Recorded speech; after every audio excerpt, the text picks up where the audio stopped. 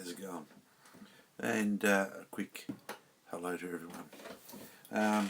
This little video is all about having some information on the Pacific group build starting tomorrow. Whatever the date's time in your part of the world, it will start tomorrow on the 4th and finish on the 15th September 2017. And it will involve hopefully anyone. You can just post an entry up, subscribe to the channel and post an entry up of the kit you're going to build, and then in the next update video or start video there'll be a link to a Facebook page which there's a photo album set up ready for you guys to just post some updates and eventually have your completed models ready to go at the end.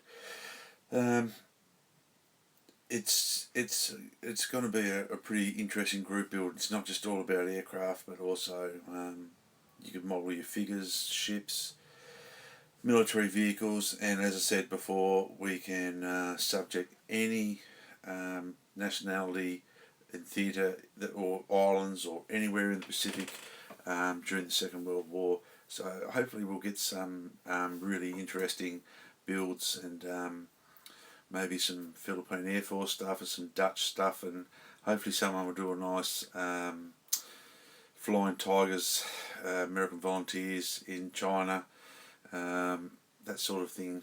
If we can get that done, that will qualify.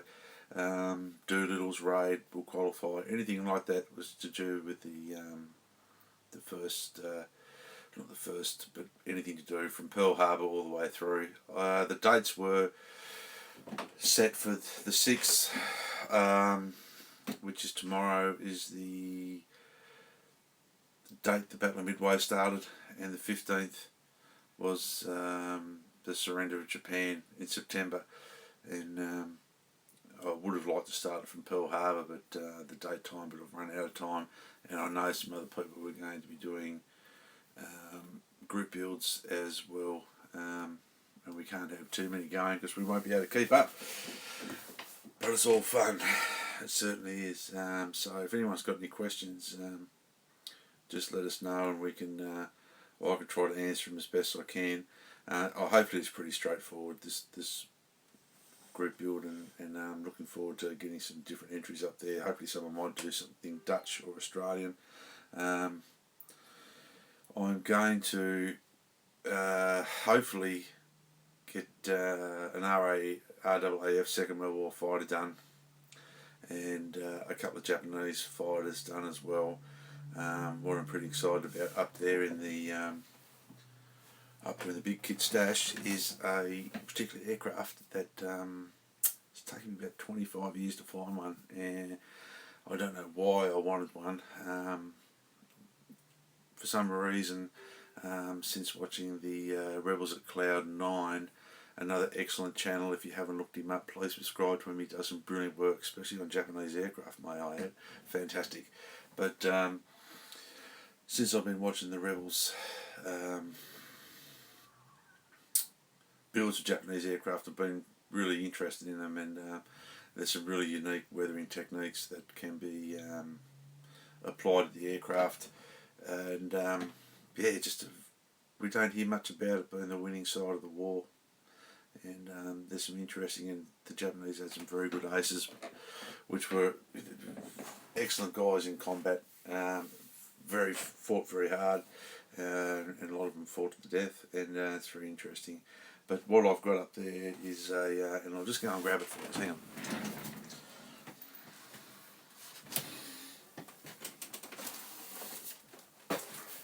Courtesy of my friends at Model Nerds in Australia. Look them up. I got the Bandai 1/24 scale Mitsubishi Zero Type 52 fighter, I think what it means in Japanese, but it's 1/24 scale, and really looking forward to building this one. I don't know where I'm going to put it when I build it, but probably go back to a childhood thing where we hang it off the roof maybe. Hopefully won't get too much dust on it. But yeah, I'm looking forward to that, and I've got a couple other builds, as I said, to do. Another Japanese Zero. I'd like to build is the 148 scale Tamiya kit. It's the old Tamiya kit. I've also up there in the big stash, which I'm hoping is a 132nd scale Tamiya Zero, and I've also got the old Hasegawa 32nd scale Zero to do. I don't think I'll bother building too many Zeros. It just end up being a big Zero, and don't want that to happen. So I'm thinking I'd like to build an Australian machine as well. So on the hunt at the moment for a Tamiya 36 scale Spitfire, or I have got a 48 scale. I have got a 32nd scale Boomerang, CAC Boomerang. It's a vac form kit, pretty hard to get now apparently, and that might even come out of the stash where it's been for 20 years, and try to do something with that finally. And I've got the Special Hobbies 148 scale Wirraway and the Boomerang as well that I can build. So yeah, I'm looking really forward to it, and I'm just glad that I've had some really good responses over the group build. There's a couple of guys that will help keep an eye on things. The rules not so much. It's open to all ages, as it says in the description, all skills. The main thing is we won't tolerate any bullies. And the other two admins I spoke to about this will agree with me totally, is that yeah, we all got to be nice to each other and have fun, because that's what the group build is going to be all about, having fun. And I hope to you know, we can sort of get this community going a bit better with it as well, and just share some advice and things like that, which I think being on the YouTube now for a little while, it's what it's been all about. The other thing with the group build is going to be hopefully we get some ship modelers on board. It'd be nice to see a couple of ships being built. I know the time limit maybe not full on for a fully detailed 1/350th Missouri or Musashi, but yeah, even or an Arizona or an Enterprise, there's so much to do. And the same with tanks and stuff like that. But it'd be nice to see someone having a go at doing a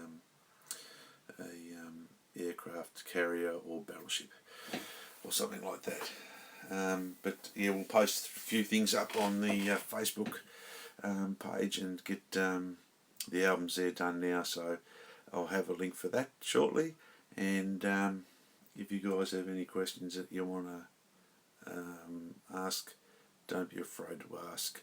But yeah, really looking forward to getting started. And I'll just think to myself, well, it's something different. I'll have a cup of drink and coffee. Been talking too much. But besides from that, what else has been going on in the channel? Oh, a little bit. Getting a bit of work done. A couple of group builds are on the go. I've got an Abrams going on the go. I've got a FW190 F8 in 48 scale. I've got a Hasegawa United States Army Air Force Mark 5B Spitfire. I have got an Edward 148 scale BF/ME109E, and I've also got a 172nd scale Matchbox Heinkel 111 medium bomber, which I've sort of been slowly doing a little bit of work to. I made all the interior for it, and slowly get to the stage now where a bit of paint is done. Just added all the wheel wells and opened up some of these windows on the side here, which I'm gonna fix all these little windows as they're moulded solid. Yeah, it's coming along quite nicely, and I built one of these, as I said once before, as a kid, and wanted to do another one. The old Dragon M50 Israeli Super Sherman I'm doing for the crap part of the page. Probably all crap, but that's coming along well, and tons of intricate, like not intricate, well some of it is, it's very intricate, but really, you know, when you have 9 or 10 parts per set of bogies or road wheels and things like that, yeah, it takes its time, and it's quite satisfying when you sort of complete each stage. It's like you built the components, and but yeah, no, so far it's a good little kit, just working on the armour side of it, so yeah, we'll just see how we go. Let's just check something here. Sorry guys, just seeing how much time I got, because I didn't realise that this was live. Yeah, rightio Matt. What have I done? I thought I was recording this so I could edit it. Obviously I can't, because it's going out to all you guys out there now. Unbelievable. Well, and that's about all I got to say really. Just to get on board for the group build. The other admins, you'll see in the entry, they'll be monitoring a few things. Yeah, I know. Yep. Yes, mate. Yeah. It's good old Matt's done it again. If I upset anyone this time, mate, I'm going to do it live. So, and that's another story I can tell you. I had a little bit of a holiday for a few days over a few things, and I'm going really thinking I can't. I'm not downloading stuff properly, or I'm pressing the wrong button, doing a few things, and I found out, no mate, you're banned. So I thought, well, at least I know exactly what was going on. But yeah, it's just been one of those little things where you got to learn not to take things to heart. People are going to give you a thumbs up and thumbs down all the time, but just don't let it bother you. It's all constructive criticism at the end of the day, and got to learn to worry about not what other people think, I suppose, and just get on with the job. But yeah, that's it. But I had to. Another funny story is I've been trying to work out how to do a few things and different techniques with tanks, and so I haven't had to go to a tank for a long time. And I thought to myself, I needed Steve Mottram's Gulf War group build, and watching guys' videos and stuff, and they're talking about texture on tanks, and I'm thinking, what the bloody hell is this anti-slip stuff all about anyway? So I been googling a few anti-slip things, and do you know there's a product somewhere called Abrams anti-slip decking paint, which you don't actually, they might use it on Abrams tanks, but you can use it on your decks and pond surrounds and walkways and stuff, and yeah, that was something a bit different. But yeah, no, I've got the texture done on the all the textures done on the Abrams tonight.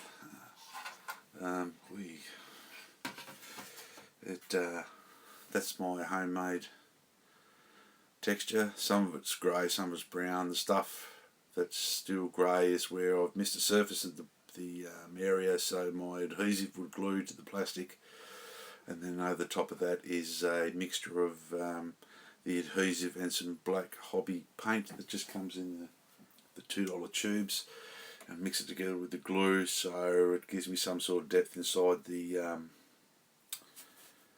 some sort of colour contrast at the bottom of it anyway. But yeah, she's all done, and this is not a bad kit. As I said in the previous video, it's not a bad kit. I don't know whether it's going to be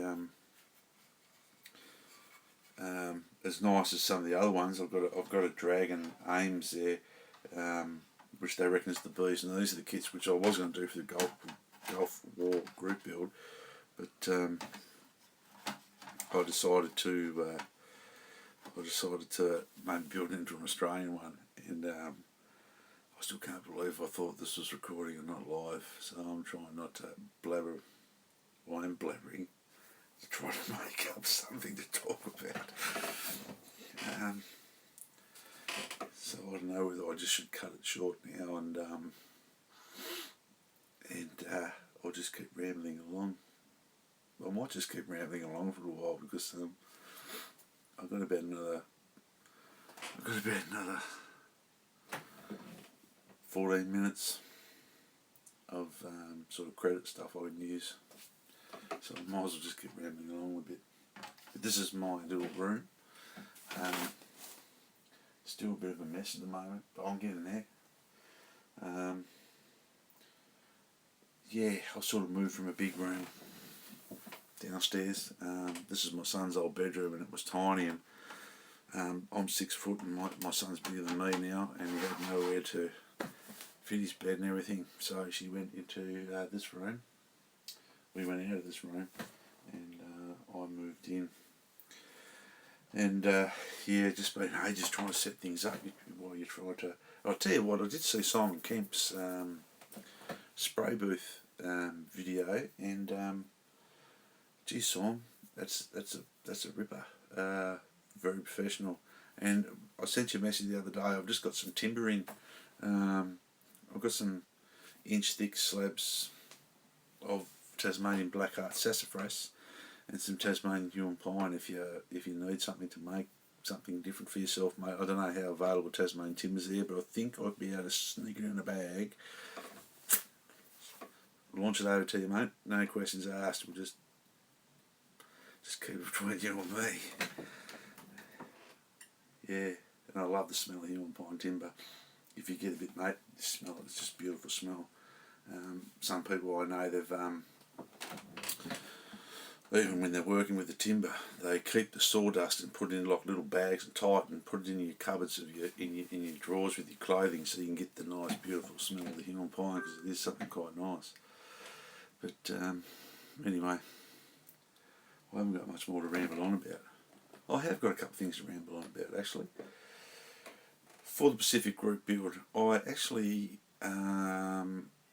bought some Pacific paint. Pardon the pun. What I did get hold of, and I didn't know they made it, but we've got a little hobby shop here in Hobart which does the like sci-fi stuff and wargaming and bits and pieces, and they've got a pretty good stand-in of the the Gunsango paint. So the Gunsango paint that I've got, and before I forget, John Moore, I'm using that XF 85 rubber black, and boy oh boy, mate, it turns out I actually haven't got to brush it if I mixed it properly, but it's just a really nice, and I don't know whether you'll be able to see it or not. It's just on aircraft wheels. It's just that nice, beautiful, just that beautiful rubber effect, which is better than. It's even better than. Better than I had a little bit of old AK products, and it even was better than that. It just, and I don't know if Toma's changed their formula or not in their paint, but like thinned down properly and like a couple of light coats, it just went on beautifully. Didn't leave any brush marks or anything. So thanks, John, for that. That rubber black. I'm pretty sure it was you that said that. And the only thing I couldn't get was NATO black to start doing some of that pre-shading and bits and pieces. But what I got myself, I'll just find the other buggers. What I'm hoping is that I've bought enough, because I've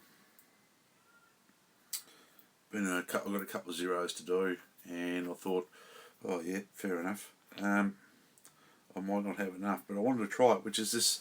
I don't know if you can see it all. It's the Mr. Hobby, or Mr.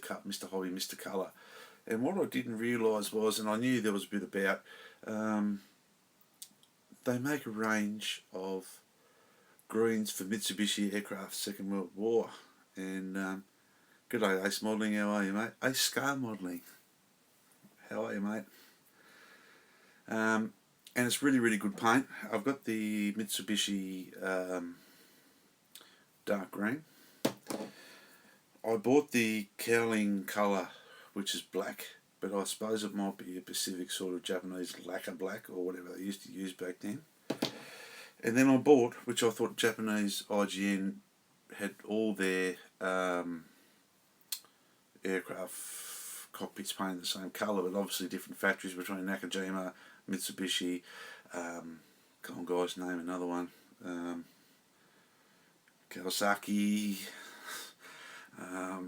Nakajima, Mitsubishi, Kawanishi,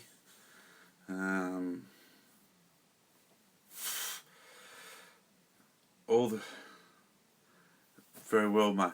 Very well. Are you're going to join the group build? Are you Ace Scar Modelling? I think he was, because I think he did mention he knows what he's doing over something summer, or was that the Rebels at Cloud9? I'm not too sure. Yeah, and I got this Mitsubishi interior green. So interesting. And then I've got their normal. Once upon a time, when the world was normal, and Hannets could send their paint to me in the mail from England, their enamel paints. And I don't even think they can send to the other paint now. I did get some Japanese aircraft colours as well in their little like Umbro. Good on you, mate. Glad to see. I think you were going to do a 0 or something 30-second scale too, mate, wasn't it? Like a Hellcat or something like that, which I'm looking forward to. Good on ya. Yeah, I bought some of these little Hannett tins of Japanese paint just to do their lacquer colours on the inside of the wheel wells and things like that. Because a lot of people call it mixing paints to get that different effect, and I just thought that I'm not real brilliant. Well, I'm not brilliant, but I just don't like this fact where some manufacturers, including Revell, who only mark their kit colours, and you can't. Well, I can get them, but I hate mixing paints. It's just a messy, horrible job, and like good on blokes like Mick Jamez, and other companies, OK, and Hannets, the Hannets colours, the extra colours, and good Sanyo and all that. They're actually making these colours now, so we don't have to mix them. And for the real weathering guys, it's just a base to start with on the original colour, and you can work with that with your your different effects, your washes and your filters and your chipping and things like that. So, but what I'm looking forward to on the big 0 is to the Bandai kit has got raised rivets on it. But I'm looking forward to try to get some of this chipping done, so maybe experiment if I can get hold of some Alclad, which I don't think I can. So the next thing I'll use, I've got some Tamiya Chrome in the spray pack acrylic range that I've had for a long time, which is like the gloss aluminium, which I will decant. I can decant to this and put it in the jars, let it sit so it gets rid of the accelerant out of the airbrushes, you all know, guys, and then you can just airbrush it on. So most of my 0, yes, they did, mate. Did you see it?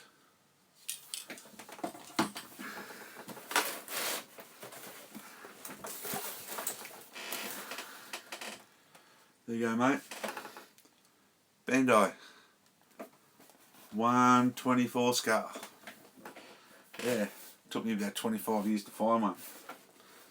From a mob in Australia, I deal with second-hand kits for any Australian watches, and give Tony a call at Modern Nerds. $60 Australian. Imagine paying for a 24 scale to make it now. Probably 400 Australian dollars. But yeah, that's what I'm going to do. Looking forward to it. What I want to try as well as the Tamiya Zero.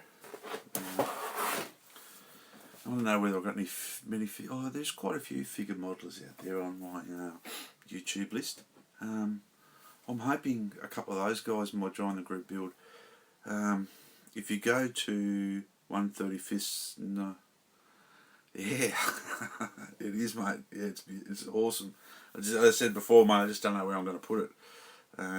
Might have to do when I was a little kid and hanging off the ceiling, but it's quite a big kit. They reckon it's got some issues, but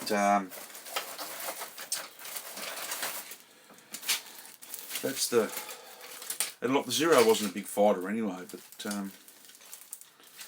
don't know whether you guys can see this or not.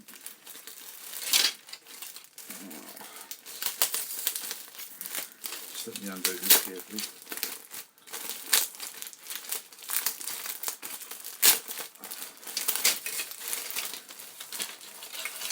I don't know if the video quality is going to be any good, but I didn't see what you had there, mate, sorry. All those there, they're all raised rivets. So I'm hoping that it goes together so I don't... Yeah, that's right, mate. Yep. Yeah, we'll have to build another room. I've only got a couple of 24th scale kits. I still, and you're probably going to tell me that I'm a nincompoop. I wouldn't mind an Airfix, the old 124 scale Airfix Spitfire. The main reason for that is, I think my grandfather got me one when I was younger, and I completely stuffed it up. But and they reckon it's a terrible kit, but yeah, wouldn't mind one of those. It's got like some injector pin marks. I don't know whether the light's very good or not though, but see, there's some injector pin marks there. They're quite big, but they're raised, and I think they'll come out easy. And a little bit of detail on the inside, but it's got a beautiful detailed engine. They reckon this is the downfall of the kit, is the... Yeah, you would. Yeah, I know. The Rebels would love that. And it was supposed to be a secret, because I'm hoping he'll build his Tamiya Zero for the group build. He said he was interested in joining, because he did put a comment on there. Well, I know what I'm doing this summer. So hopefully the Rebels will get get his Tamiya 32nd scale Zero out and have a crack at the group build, because that guy has got just such a real niche. Is it a niche? A really good eye for to build Japanese aircraft. He does a fantastic job of them. He gets them really spot on. But yeah, that's the cowling on the big 24 scale Zero, and apparently this is the only downfall, they reckon, or something is wrong with this. But who cares? Like, it's going to be a monster. And like, there's even, can't pull too much out of this bag, but it's even sort of got like oh yeah, why not? I'll start it now.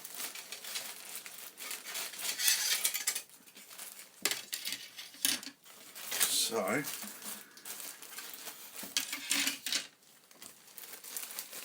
if you guys are commenting, I'm probably not seeing them because I'm too busy looking at other things. So, if I haven't replied to you, sorry.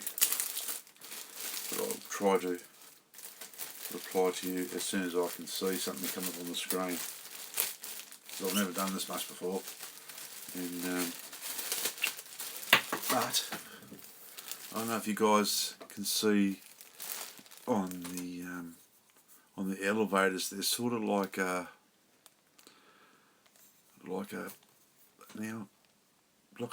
material pattern. Like, I don't know whether these were actually on Zeros. I have to do this research, I suppose, but I don't know whether they were whether these were like fabric coloured or not. I'm not too sure, but it has all the engine on this brew anyway, or the engine exhaust and stuff, which will look up the tree. But yes, the Rebels at Cloud9 would love it, and I hope he does, because he's the guy that sort of got me into Mitsubishi or Japanese aircraft, and just some of the fantastic work that he'd done. But yeah, a couple of little sync injector pin marks and a few things, but there she is. And that is a whoops daisy, that's a 1/32 scale, 1/24 scale Mitsubishi Zero, 1/35 scale Abrams tanks. So it's a big kit. I don't think I've got another 24 scale. Oh, yeah, I have got 1/24 scale. Must be the Hella Airfix SW Focke-Wulf 190. And then I went to a garage sale 5 or 6 years ago, and they had the Airfix P51 Mustang there for five brand new in the box for $5. So I said I've got to have that, because I thought I could probably get a trade on it or something. But a couple of big kits. Yeah, I'm hoping. Yeah, well, I've got a 1/72 scale one, and I've got a 1/48 scale B29 Super Fortress, the monogram. But the B1, even 72nd scale, that's a monster. I don't know what you're going to do with it, matey. I said, build another room on to house your B1 bomber. Just build a hangar on the side of the house. So you can park everything in. But yeah, I'll put this away properly now. Go down that box. So what happens when you pull things out? Pull things out live on television. Yeah, that's what you're doing. Yeah, mate. Yeah. But some of the big kits are good. Some of the older big kits are not so good, but yeah, 1/24 scale is just that odd big. I did see something on Facebook ages ago about a little thing where a guy back in the 60s and 70s, when Airfix was first producing the 1/24 scale aircraft series, he had them built up. You know, the old fellow with this pipe, and the pipe and everything going, sitting in the lounge room building his Airfix kits, which looked like back then they were like impressive. You could think every kid would be standing around going, oh, look at that. So yeah, awesome. I'm just going to put this back up on the shelf, guys, so I don't lose anything.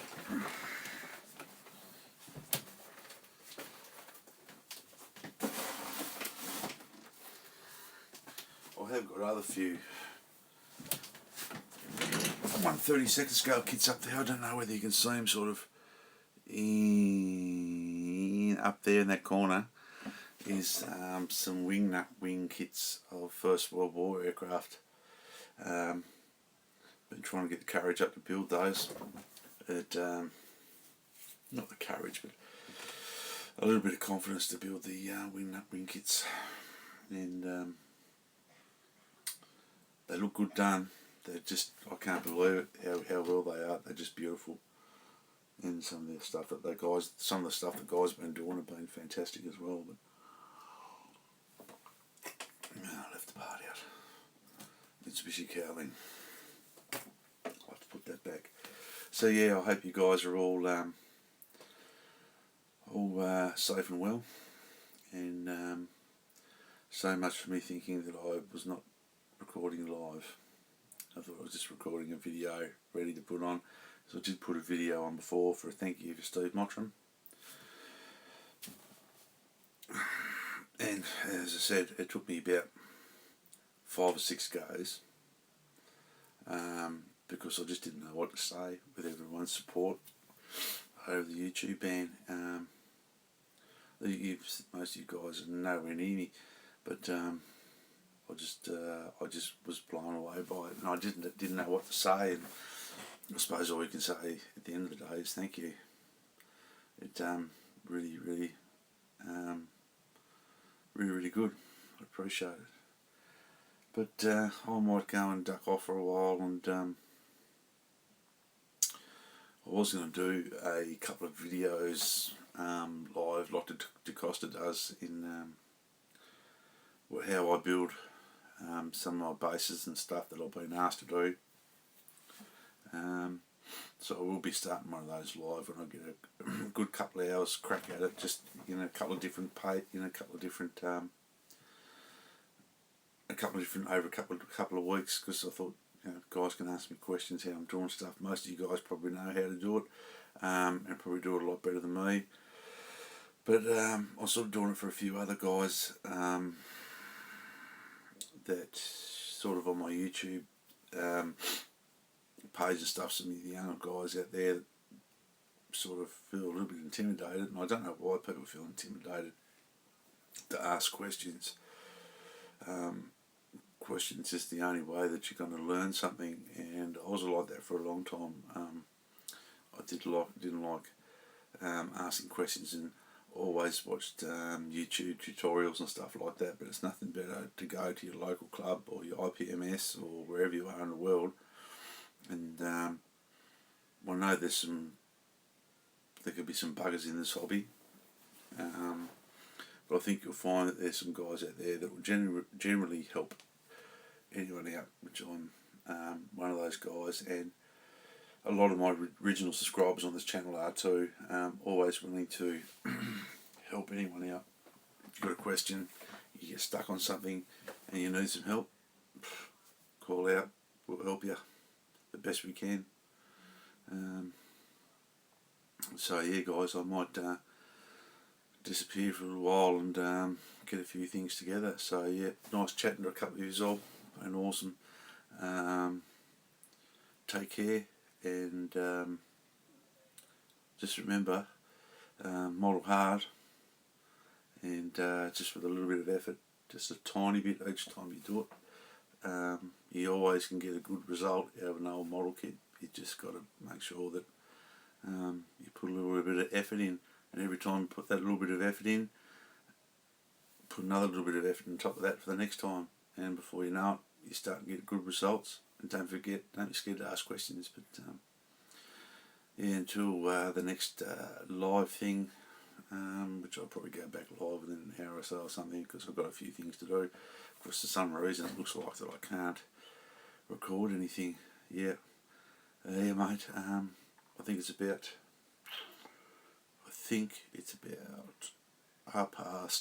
11:30 in the evening. The football's still on, so no AFL. But yeah, be good guys, and I'll catch you again. See ya.